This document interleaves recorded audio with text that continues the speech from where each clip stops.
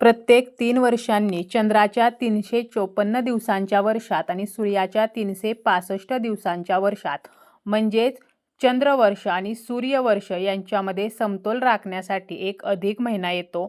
प्रत्येक 3 वर्षांनी हा अधिक मास येत असतो, ज्याला धोंड्याचा महिना असे सुद्धा म्हटले जाते. हिंदू दिनदर्शिकेत प्रत्येक महिन्याला एक स्वामी असतो, परंतु या अतिरिक्त महिन्याला कोणीही स्वामी नसल्यामुळे त्याची उपेक्षा केली जात होती. उपेक्षित असल्यामुळे त्याला मलमास असे म्हटले गेले. यामुळे दुःखी होऊन तो काळ आणि ब्रह्माजींकडे गेला, पण कुठेही त्याला न्याय मिळाला नाही. शेवटी हा महिना वैकुंठात भगवान श्रीविष्णूंना शरण गेला. विष्णूंनी या महिन्याची व्यथा समजून घेतली आणि त्याला आपला पुरुषोत्तम हे नाव दिले. म्हणून अधिक महिन्याला पुरुषोत्तम मास असे सुद्धा ओळखले जाते. आणि हा महिना जो आहे तर तो श्रीहरी विष्णूंना समर्पित आहे. या महिन्याला मलमास म्हणून जरी उपेक्षित केले असले तरी सुद्धा विष्णूंनी याला स्वीकारल्यामुळे हा महिना अत्यंत पवित्र मानला जातो. या महिन्यामध्ये जो व्यक्ती चांगली कामे करतो त्याला अधिकाचे फळ प्राप्त होत असते. असा हा अधिक मास यंदा 17 मे पासून सुरू होणार आहे. आणि अधिक महिन्यामध्ये विवाहित मुलगी आपल्या आईची ओटी भरत असते. ही ओटी कशी भरायची आहे आणि जर आई नसेल तर मग ही ओटी कोणाची भरायची याचीच माहिती आपण आजच्या या व्हिडिओमध्ये पाहणार आहोत.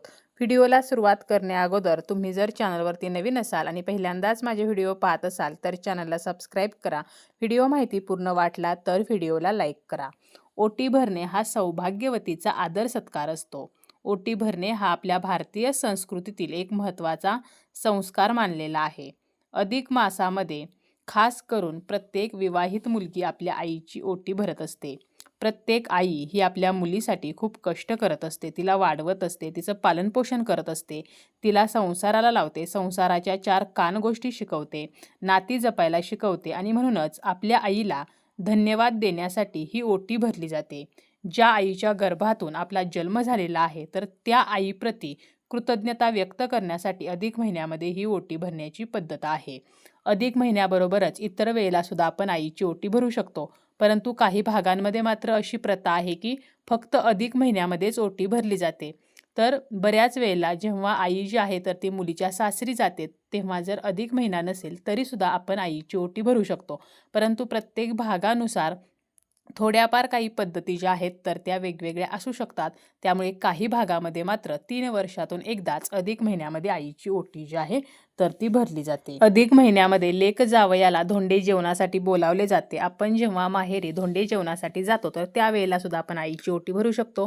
किंवा अधिक महिन्यामध्ये एखाद्या दिवशी आपण आपल्या सोयीनुसार आपल्याकडे आईला बोलावू शकतो आणि ओटी जी आहे तर ती भरू शकतो.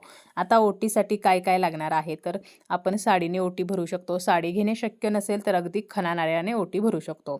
तर ओटीसाठी साहित्य लागणार आहे ते म्हणजे साडी, त्यानंतर ब्लाऊज पीस, हळदी कुंकू, तांदूळ किंवा गहू, खारीक, खोबऱ्याची वाटी, लेकुरवाळे हळकुंड, सुपारी, वेलदोडे, बदाम, त्याचप्रमाणे 5 फळे किंवा आपण एखादं फळ घेतलं तरी चालेल.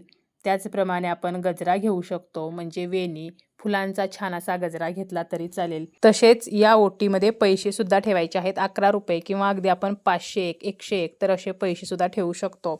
तर हे एवढं साहित्य आपल्याला ठेवायचं आहे. साडी आपण नाही घेतली, फक्त खणा नारळाने ओटी भरली तरी सुद्धा चालते.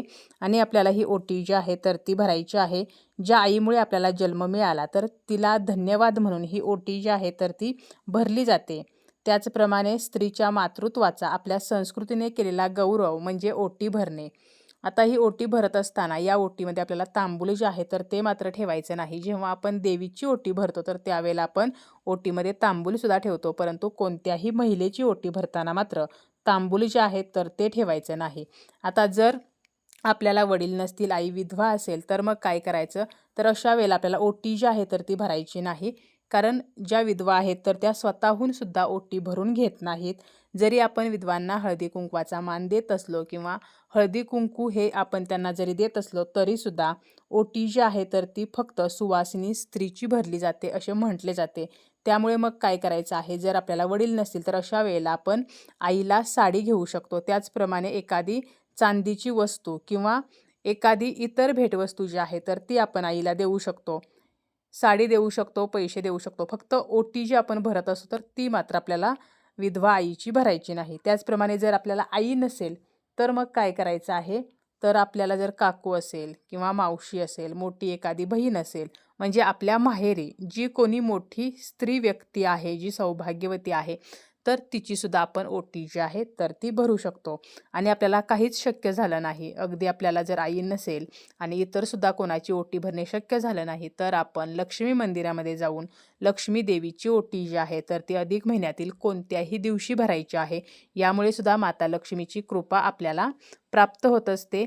आपली जी लक्ष्मी माता आहे तर तिलाच आपण आई म्हणून तिची ओटी जरी भरली तरीसुद्धा चालते.